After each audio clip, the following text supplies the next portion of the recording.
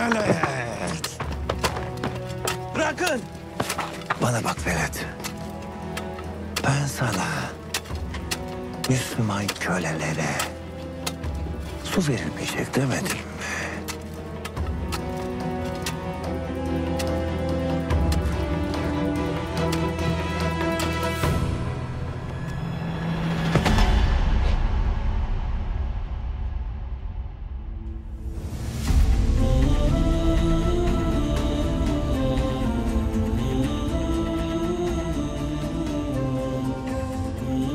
Zulmünüz yetmedi.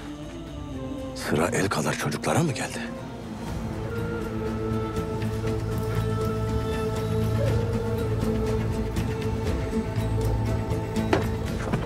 Sabrolun soysuzlar!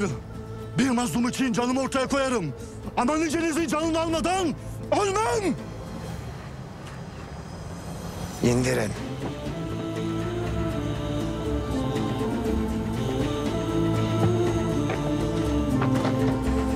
Nereye götürecektin o suyu? Annem babam çok susamıştı. Ben de çamurlu sudan götürüyordum.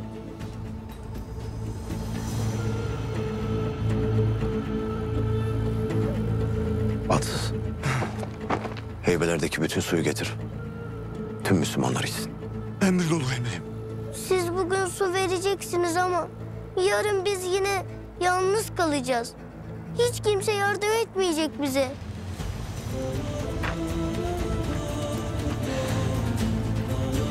İnsanın yüreği olur da size yapılan bu zulme sessiz kalır mı hiç?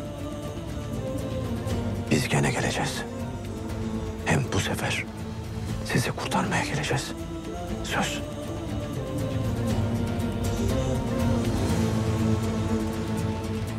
Yaralı gönlünüze merhem, yanan bağrınıza şifa alacağız.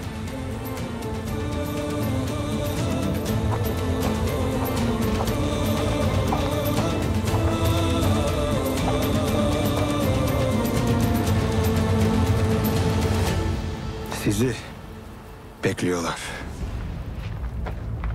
Gel.